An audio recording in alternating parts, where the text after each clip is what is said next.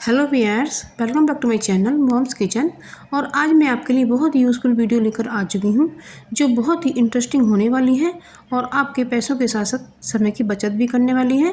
और ये टिप्स आपको इतने अच्छे लगेंगे कि आप इन्हें ज़रूर से फॉलो करेंगे।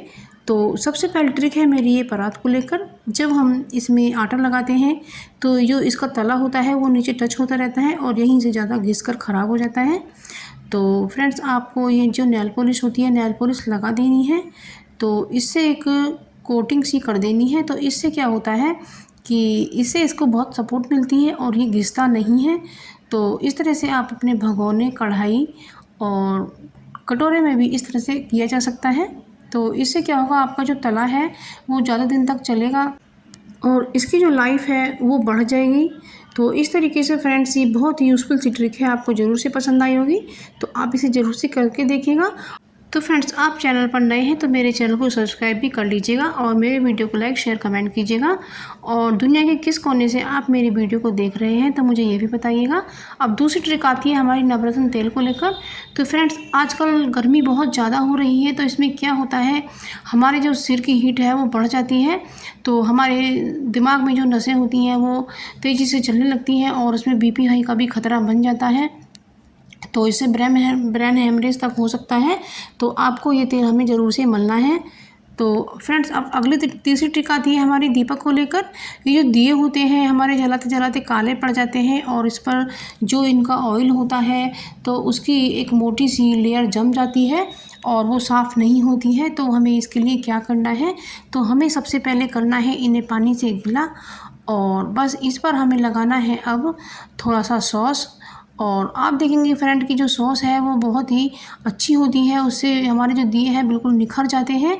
तो ये हमारे पास सॉस का जो पाउच है वो आधा ख़त्म हुआ पड़ा हुआ था, तो इस पर लगा देते हैं और हमारे दीपक आराम से चमक जाएंगे और इस सॉस का भी यूज़ हो जाएगा। तो आप देख सकते हैं कि मैं किस तरह से साफ़ कर रही हूँ। इस तरह से सॉस लगाने के बाद हमें अंगूठे से इस तरह से हमें रगड़ रगड़ करके इसे साफ़ करना है, या आप स्कॉच ब्राइट का जूना भी ले सकते हैं। तो इस तरीके से साफ़ कीजिएगा फ्रेंड्स। तो मैंने दीपकों को सबको इसी तरीके से मलते जाना है, या आपके पास घंटी हो या पूजा का कोई भी बर्तन हो तो आप इस तरीके से ले सकते हैं। आप तांबे के बर्तन को भी इसी तरीके से साफ़ कर सकते हैं। तो ये बहुत ही यूज़फुल सी ट्रिक है, आपको ज़रूर से पसंद आएगी। तो फ्रेंड्स, इन दियों को हम थोड़ा सा जो स्कॉच ब्राइट का जूना होता है और थोड़ा सा तो बर्तन बार भी इसमें लगा लेते हैं और इससे एक बार हम साफ़ कर लेते हैं तो हमारा दिया बिल्कुल चमक उठेगा और इसकी साइन वापस लौट आएगी और ये बिल्कुल नया जैसा हो जाएगा और आपको पूजा करने में भी बहुत अच्छा महसूस होगा। तो फ्रेंड, इस तरीके से आप अपने दीपक को साफ़ कर सकते हैं। दीपक हमारे बिल्कुल चमक गए हैं और बस अब इन्हें हम अपने दीपक को जहाँ पर आपको काला लगे वहाँ पर ज़्यादा रगड़िएगा, तो इससे साफ़ हो जाएगा। और बस इन्हें हम सादा पानी से अब वॉश कर लेते हैं। तो फ्रेंड्स, आप देख सकते हैं कि आप हमारे दीपक जो हैं वो बिल्कुल साफ़ हो गए हैं। तो इनसे जो पूजा हम करेंगे भगवान इन्हें स्वीकार करेंगे, क्योंकि हमें काले दीपक से आरती बिल्कुल भी नहीं करनी चाहिए। हमें इसी तरीके से अपने दिए को चमकाना है। आप देख सकते हैं कि जो हमारा दिया है कितना साफ़ हो गया है। तो इसी तरीके से फ्रेंड्स, आप अपने दियों को साफ़ रखिएगा। तो ये मैंने 3 दिए ले रखे हैं और मैं तीनों दियों को साफ़ कर देती हूँ। तो इससे मुझे काम आसान हो जाता है और मुझे एक-एक दिए को मांजना नहीं पड़ता है। और मुझे कई बार जब दिए मांजने की याद नहीं रहती है तो मैं दूसरा निकाल कर काम ले लेती हूँ। तो इसी तरह से फ्रेंड्स, आप भी अपने घर में कई दिए रखिएगा और आपको इसमें काम भी आसान हो जाएगा। और बहुत अच्छा लगता है जब आप पूजा के बर्तन को इस तरह से साफ़ करके पूजा करते हैं, तो बहुत अच्छा महसूस होता है। तो आप ये ज़रूर से फॉलो करिएगा। तो उम्मीद करती हूँ ट्रिक आपको ज़रूर से पसंद आई होगी। तो ये जो नेल पेंट है हमारा इस पर सूख गया है। तो फ्रेंड्स, नेल पेंट की जगह आप जो खिड़की और दरवाज़ों पर पेंट किया जाता है उस पेंट को भी आप लगा सकते हैं। और बस ये जो सूख गया है, या फिर आप एक जो किचन टॉवल होता है उसे फैला करके उस पर रख करके इस तरीके से भी आप अपने बर्तन को यूज कर सकते हैं। तो जो इसका तला है वो घिसेगा नहीं और इससे आपके बर्तन की लाइफ बढ़ जाएगी। तो ये बहुत ही अच्छी ट्रिक है, मैं तो अक्सर ऐसा ही करती हूँ। तो इससे मेरा जो बर्तन है वो नीचे से ज़्यादा घिसता नहीं है। तो उम्मीद करती हूँ ये ट्रिक भी आपको ज़रूर से पसंद आई होगी। तो अब अगली ट्रिक आती है मेरी भिंडी को लेकर। तो ये जो भिंडियाँ होती हैं इनमें बहुत ही अच्छा अमीनो एसिड होता है और ये बालों के लिए बहुत ही फ़ायदेमंद होता है।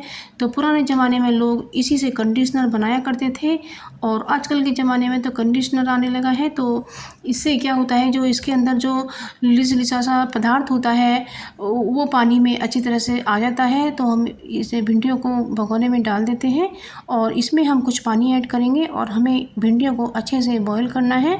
तो आप देखेंगे कि जो भिंडी का लिसापन है वो पानी में आ जाएगा और जब इससे हम बाल धोएंगे तो हमारे बालों में एक शाइन लौट आएगी और हमारे बाल जो सफ़ेद होते हैं वो भी काले होने लगेंगे और हमारे बालों में जो रूखापन है वो भी ख़त्म हो जाएगा और जो दो मुँहे होते हैं तो वो भी कम हो जाएंगे और इससे हमारे बालों को बहुत ही अच्छी ताकत मिलेगी। तो इस तरीके से पुराने ज़माने में लोग ऐसा ही करते थे। ये घरेलू नुस्खे हैं। तो आप फ्रेंड्स ये नेचुरल चीज़ें ज़्यादा इस्तेमाल कीजिएगा। तो आप देख सकते हैं कि पानी का कलर भी बदल गया है। तो इस तरीके से अब हम भिंडियों को निकाल लेते हैं। तो इससे हमारा जो पानी है वो बालों के लिए तैयार हो जाएगा। तो भिंडियों को हम चम्मच से निकाल लेते हैं। तो इस तरीके से आप इन भिंडियों को फेंकिएगा बिल्कुल भी नहीं। इन भिंडियों को भी आप अपनी सब्ज़ी में दोबारा से डाल सकते हैं क्योंकि ये पानी में ही उबली है और बस इस पानी को ठंडा करने के बाद आप अपने बालों को धोइएगा। फ्रेंड्स, आप पाएंगे कि आपके बाल बहुत ही सिल्की और नरम मुलायम हो गए हैं और बालों में शाइन लौट आई है। तो बस इसी तरीके से कीजिएगा। अब इसमें जो बीज रह गए थे भिंडी के वो हमने अपनी छलनी में छान दिए हैं। तो इससे ये हमारे बालों में बिल्कुल भी नहीं फंसेंगे और हमारा पानी बिल्कुल एक अच्छा सा बन करके तैयार हो गया है। तो ये एक इसी के अंदर आप शैम्पू भी डाल सकते हैं। तो इससे आप अपने बालों को धोइएगा तो आपके बालों में चमक बनी रहेगी। तो अब ये अगली ट्रिक आती है। तो फ्रेंड्स, हमने एक थाली में एक बेलन को रख लिया है और इस पर हम गिलास में दूध लेकर डालेंगे और इससे हमें पता चलेगा कि हमारे दूध में पानी है या नहीं है। तो आप देख रहे हैं कि जितना भी मैं दूध डाल रही हूँ वो सब बेलन के नीचे जा रहा है, बेलन पर इतना नहीं चिपक रहा है। तो देख सकते हैं बेलन पर नहीं रुका है, तो इसका मतलब इसमें पानी है। और यदि दूध बेलन पर रुक जाता है तो समझो वो उसके अंदर पानी बिल्कुल भी नहीं है। तो ये हमारा मिलावट का दूध है। और अब मैं एक चमचे में भिंडियों को डाल करके इसमें मैं सरसों का ऑयल डाल देती हूँ या आप इसकी जगह गोले का तेल भी डाल सकते हैं। तो बस इसको हम अच्छे से इस तरह से पका लेते हैं। तो जो भिंडियों का जो जो बेनिफिट है वो तेल के अंदर चला जाएगा। तो इसी तरीके से हमें इन्हें जला लेना है और इस तरीके से हमारा ये जो तेल है वो बनकर तैयार हो गया है। बस हम इन भिंडियों को निकाल लेते हैं और तेल को हम बिल्कुल ठंडा कर लेंगे और बस इसे ठंडा करने के बाद में हमें अपनी बालों की जड़ों में लगाना है। जब फ्रेंड्स आप अपने सिर को धोएं तो रात को लगा के सोइएगा, तो इससे आपके बालों को अच्छी चमक मिलेगी। तो ये मैंने दूध लिया है और इसमें थोड़ा सा ऐड किया है कोलगेट और इसको अच्छे से हाथों से मल लिया है और इसके अंदर मैंने थोड़ा सा देसी घी भी ऐड किया है और थोड़ा डाला है मैंने गेहूं का आटा। तो बस ये मेरा एक स्क्रब जैसा बन गया है। तो मैं इसको अपने हाथों पर इस तरह से मल रही हूँ। फ्रेंड्स, ये आप चेहरे पे मलिएगा और जहाँ भी आपके हाथों कोहनियों या गर्दन पर जहाँ भी कालापन है आप इसे मसाज कीजिएगा और आपको गोल गोल राउंड में ही मसाज करना है। तो देखेंगे कि फ्रेंड्स कितना ग्लो आ गया है मेरे हाथ पर। इसी तरह से आप अपनी त्वचा के कालेपन को हटाइएगा। तो फ्रेंड्स, जब आपको कुछ ऐसी टिप्स मिल जाती हैं जो आपके काम को आसान करें और कम खर्चे में और घर पर ही अपने काम को आसान कर पाएँ तो कितना अच्छा होता है और आपके पैसों के साथ साथ आपके समय की बचत भी होती है। तो फ्रेंड्स, आज के लिए बस इतना ही। मिलते हैं एक नई वीडियो में। जब तक के लिए जय श्री कृष्ण दोस्तों।